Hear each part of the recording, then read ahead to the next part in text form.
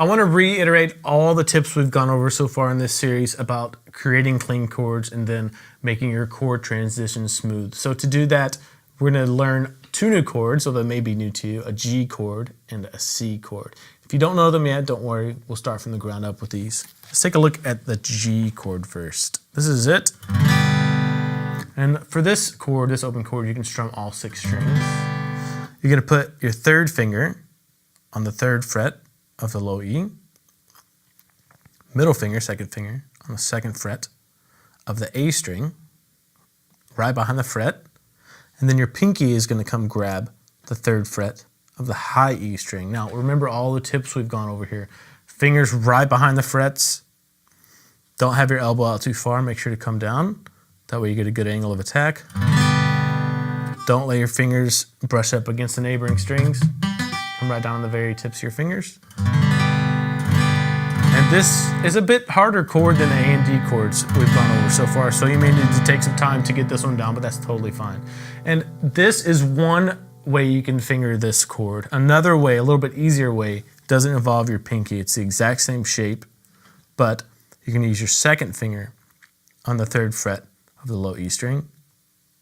1st finger right behind the fret on the 2nd fret of the A. Then your 3rd finger is going to come grab the 3rd fret of the high E string. Again, don't kick your wrist too far one way or the other. Right behind the frets, right on the very tips of your fingers. Strum all 6 strings.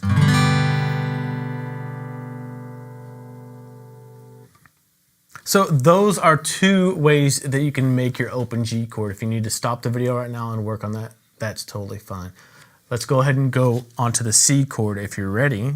Put your 3rd finger on the 3rd fret of the A, middle finger on the 2nd fret of the D string, and then your 1st finger is going to grab the 1st fret of the B string. And this chord is hard for a lot of newer players to make because reaching that 3rd finger out there to grab that 3rd fret of the A is really tough to not mute some neighboring strings there like this. But you want to make sure you bring your elbow in, come down on the very tips of your fingers, and just work on each individual note, making sure it's really clean.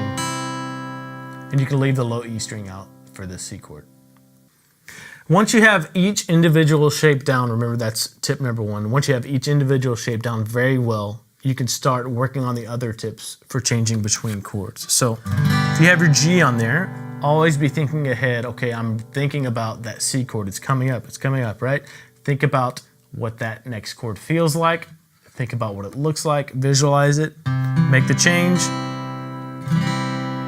and then do the same thing back to the G. Think about what it looks like, think about what it feels like, and just work on that, work on going back and forth with that.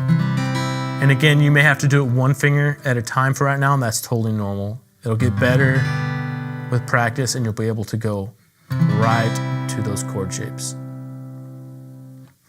And if these chords are new for you, remember tip number 6 is to practice them multiple times per day if you can. That'll make memorizing these individual chord shapes a lot easier, and then switching between them a lot easier as well.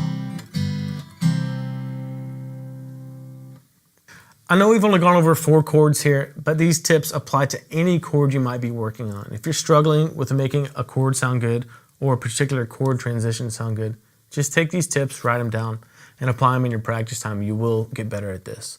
In the next lesson, we're going to take some time and just do a practice along using these 4 chords and transitioning between them.